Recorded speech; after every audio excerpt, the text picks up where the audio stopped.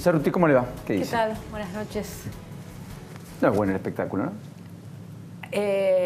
A ver, si querés diferenciamos, digamos, yo de todo lo que dijiste antes, no estoy de acuerdo ni con el tono.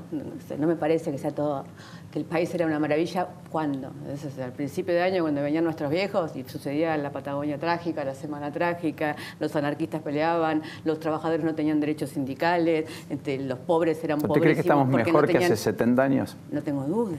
Digo, ¿Usted vive mejor que hace 30 años? Yo vivo mucho mejor que mi papá cuando llegó a este país. Mi papá es un italiano, inmigrante, que vino a este país y que se hizo en el medio de un país donde no había ni derechos sindicales. Por ¿Usted ejemplo, cree que hoy se vive donde bien? Donde los trabajadores no tenían vacaciones, no tenían aguinaldos, digo, con idas y vueltas, porque en el medio hubo una dictadura militar, porque en el medio hubo gobiernos liberales, porque en el medio, digo, se fue avanzando. Digo, no, la idea de que hubo un pasado hace 100 años atrás maravilloso, donde todo el mundo era feliz en este país y hoy no, digo, no estoy de acuerdo para nada Nadie con dice esa que idea. han sido felices todos. Bueno, Lo que éramos era un faro receptor y hoy, de francamente, gente que venía de la guerra, tenemos muy como problemas. después en algún momento se fueron como hoy a Europa. Digo, no está bien Europa y sin embargo es un faro receptor de los que huyen de situaciones Sí, que pero están el no mucho estar bien peor. de Europa es un Digamos, salto recontra cualitativo respecto a cualquier lugar del conurbano. Más o menos, más o ¿Cómo menos. más Yo o menos? viví en Europa, los que son inmigrantes en Europa la pasan horrible, los que viven en el sur de Londres la pasan horrible, como no lo pasan en el norte. Digo, no tiene nadie acceso a la educación pública, no hay educación pública, tenés que tener mucha plata para entrar a la universidad en Europa. Digo, todos los países, porque si no hablamos desde un lugar de esta idea de que Europa es maravillosa y nuestro pasado fue maravilloso. No, pero no me ponga palabras que yo no digo. Yo no dije que Europa es maravillosa. Igual te digo, no es el tema de hoy. Lo que pasa es que me sentí medio choqueada de estar acá sentada escuchando un discurso con el que no acuerdo en casi nada, ni siquiera con el tono. Esta idea de todo un desastre y somos un horror y los argentinos somos... No, yo creo que los argentinos ¿Yo somos... dije que la Argentina es un error y que somos un horror? Más o menos. Escuchate, después escuchate. No. Digamos, Primero lo dijo Enrique Macayamarca y después dijimos... Buenas noches. No dijo un error. No, digo, yo creo que todas las sociedades tienen una cantidad de conflictos y avanzan y retroceden y tienen momentos mejores y tienen momentos peores, que la condición humana es muy conflictiva y que la condición humana no somos todos buenos. En el sur de Londres digamos, te matan porque el chofer no deja pasar con una tarjeta. En el sur de Londres te matan si sos negro, por ejemplo, o si sos musulmán. Pero te matan así. Sí, ¿Sucede todos los días? Te No matan muy sucede seguido. así, ¿Te matan en Europa? ¿En el mundo? Todos los días hay un asesinato así, porque lo que pasó en la matanza el otro día sucede en todo el país todo el tiempo. Ese es el punto que plantea Mira, Paulino. sucede en todo el país todo el tiempo. Digo, nadie le quita la importancia de la tragedia, de lo que fue, y obviamente cuando esa tragedia la pones en la cara de esa mujer, ni en la cara de él, digamos, ¿no? De ese hombre al que le falta vivir toda esa vida maravillosa que tenía que vivir, de esa mamá, de esos hijos, de ese mundo, de esa familia, y de todos nosotros como país que hoy nos falta esa persona a la que asesinaron en esa tragedia, digamos. Digo, sin quitar esto y sin quitarle toda la importancia de esto, analicemos, veamos por qué.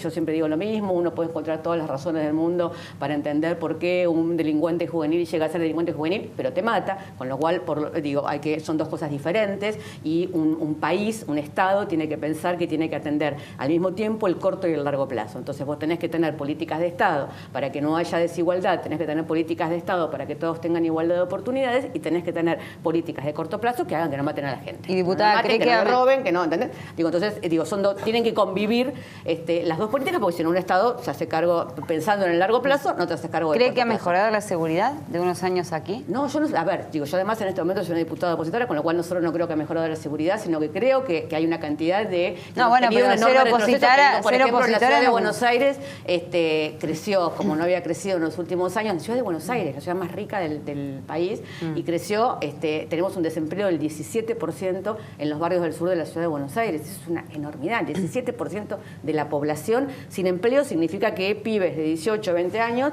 que ni estudian ni trabajan, ¿entendés? Son un caldo de cultivo, además, para una situación, porque la gran causa de la inseguridad no es la pobreza. No todos los pobres son chorros, no. La gran causa de la inseguridad, uno de los grandes incentivos de la inseguridad es la desigualdad, no es la pobreza. Entonces, digo, eso es un tema. Sí creo claramente que, no sé si hay más inseguridad, digo, a veces es más notoria, a veces hay hechos que son, obviamente los hechos que terminan en muerte. O se conocen más porque hay más denuncias, tal vez, ¿no? Tal vez, o porque los hechos que son ¿Presume homicidios, que hay una sensación de inseguridad como se sostuvo? No, para nada, es lógico. Lugares comunes, digo, A ver, la gente entiende bajo situaciones que comprende. Pero no te hablo de sensación, digo, a mí no me corras con lugares comunes, digamos. Sí hay inseguridad, el parámetro de si hay más o menos. Lourdes le preguntó si hay más o menos inseguridad. Eso no lo sé, porque eso se mediría con estadísticas que no existen. 50 años, ¿qué sé yo? ¿Vos sabés que inseguridad iba a ser 50 años? No tenemos la menor idea. Yo sí sé que a principios de siglo los anarquistas y los socialistas que venían inmigrantes los mataban. Los mataban en el puerto, los mataban... Así se discutía en todo el mundo, como usted preferiría decir. En todo el mundo se discutía así. Después, gracias a Dios, los seres humanos hemos avanzado, hay organizaciones... Sí, pero digo inseguridad, y hay muchos tipos de inseguridades. Obviamente, acá hay una inseguridad que tiene que ver con la pobreza y con la desigualdad. En Europa hay otra inseguridad que tiene que ver con el racismo, con el terrorismo. Hay situaciones de inseguridad en todo el mundo que son diferentes y que merecen análisis y sobre todo merecen políticas de Estado profundas. Si nosotros no aprendemos a vivir en comunidad... a lo que voy con respecto al tema que veníamos antes, es que no creo que este discurso de que somos una sociedad perdida, donde es todo un horror. Vos me mostrás el debate en el Senado entre una senadora que pide un minuto más para explicar un pedido de preferencia. No era un minuto más, diputada, estuvo hablando minutos largos. Estuvo hablando 5 minutos 58 y podía hablar 5 minutos. O sea, habló un minuto más de lo que le correspondía. Un minuto más. No habló de lo que correspondía, perdón, lo que explicaba la presidenta... Es que es un minuto, no 5. Era un minuto que tendría que hablar de eso. Y la otra vez habló 25. Bueno, sí, ¿cuál es el problema? ¿Cuál es el problema de hablar en un parlamento? Que no respetemos nada. Que ella tiene que dar el ejemplo. ¿A qué hora estaba citada la sesión hoy, diputada? A ver, por eso digo, ¿alguien vio discutir el Parlamento británico? ¿Lo vieron discutir? Se paran, se gritan, se dicen. Sí. Es parte de eso. Un parlamento es un parlamento. Miren las series norteamericanas, miren House of Cards. Los parlamentos se discuten, son para eso. Se llama parlamento. También, entonces. Se matan, porque yo veo en este país, ¿Matan diputados en este país? En este país mataron senadores, sí. ¿Matan senadores? En este país mataron un senador en el recinto del Parlamento, del Senado, por supuesto. Alessandro de la Torre, sí.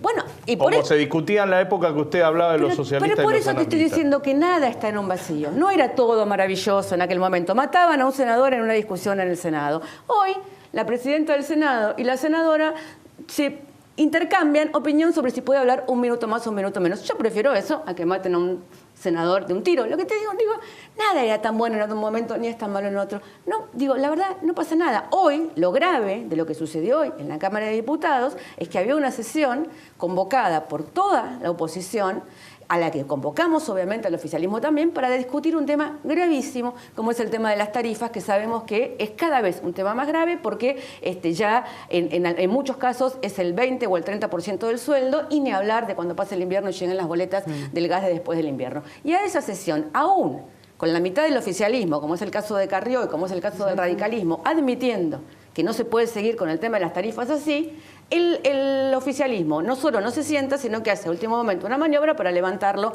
a Olmedo cuando teníamos el quórum. Entonces, lo grave es que no hayamos discutido las tarifas. No es si alguien habló 5 minutos o 2 minutos. Lo grave es que tenemos un régimen de tarifas en este momento en la Argentina que nos lleva el 20, el 30% del salario medio de la Argentina. ¿Y por qué cree que no se quiso discutir el tema? Porque yo creo que ellos primero no esperaban que juntáramos el quórum, porque hasta ahora siempre han apostado a que la oposición estuviera dividida, con lo cual fue una sorpresa para ellos mismos ver que toda la oposición, todos los partidos, desde la izquierda hasta los diferentes sectores en que está dividido el peronismo, el Frente para la Victoria, el Frente Renovador, todos nos sentamos y ellos pensaron que eso no iba a suceder, y además porque creo que están en una encrucijada, porque el presidente está muy duro, muy firme en no dar un paso atrás, cree que es parte central de su política, de bajar el déficit, sostiene mucho a Aranguren, Aranguren es una de las personas a la que han sostenido a rajatabla en este gobierno, y no saben cómo manejar esa situación cuando un sector como es el radicalismo y como es Carrió empiezan a darse cuenta tal vez con más calle y con más sentido de Carrió, sobre todo, que vive en la ciudad de Buenos Aires y tiene más pulsión de lo que está sucediendo, como ahora que yo tardé, disculpen porque tardé en llegar, porque las esquinas de la ciudad de Buenos Aires están llenas de gente en este momento, hay un corte grande en Córdoba y Escalabrini por donde venía, y el pulso de la calle es ese, es que realmente el tema de las tarifas es un tema que ya la sociedad no aguanta más. En los pueblos, en las provincias, digo, nosotros pensemos que lo que son las tarifas hoy para nosotros en la ciudad de Buenos Aires, que han sido un incremento enorme, y sin embargo la ciudad de Buenos Aires sigue pagando tarifas, en muchos casos, mucho más bajas que en las provincias. Bueno, y hay un mea culpa de ustedes como espacio político, como kirchnerismo, de haber mantenido congeladas con tanta inflación durante tantos años, de no haber tocado esas tarifas para que el salto no fuera tan grande. Mira, yo no creo que el salto tenga que ver con, digo, yo preferiría que siga un gobierno, que siga subsidiando las tarifas y que la gente pueda vivir pagando menos de tarifa. Había que subir un poco las tarifas, seguramente había que subirlas un poco, por ejemplo, al ritmo de inflación. Ahora, 1000%, como subió el gas desde que asumieron, no hay inflación, no hay explicación. Digo, dijeron que aumentaban las tarifas porque necesitábamos tener autoabastecimiento. Se importó más combustible en el 2017 que en el 2015 y que en el 2016. Dijeron que aumentaban las tarifas porque entonces iba a haber infraestructura. Hubo más cortes este verano que en el 2015. Dijeron que aumentaban las tarifas por una cantidad de razones que no estamos viendo. Lo único que vemos es que los dos socios del presidente, que son socios de las empresas eléctricas, están ganando a razón de $1 millón por hora. ¿Quién es el socio? Midlin. Midlin y Caputo, Midlin, Nicolás mismo, Caputo. Porque Néstor Kirchner le hizo comprar Edesur. Marcelo le prometió un ajuste de tarifas que nunca le dio. Midlin es socio de Mauricio Macri, le acaba de comprar, o ha hecho un pase de manos para quedarse con Yexe y con las empresas de él, y Nicolás Caputo, que es el hermano de la vida del presidente, no tengo que explicar nada, las dos empresas de ellos, entre las dos eléctricas, durante el año 2017 ganaron 10.000 millones de pesos. Esto significa ganan $1 millón por hora. Bueno, la verdad es que frente a ese panorama, digo, lo que nosotros decimos es paremos, discutamos el tema tarifas, porque no hay explicación posible. Digo, no hay explicación posible. ¿Estaban muy bajas antes? Ponele. Estaban muy bajas antes. Bueno, aumentarlas al ritmo de la inflación. ¿10.000 millones de pesos ganaron? 10.000 millones de pesos en el 2017.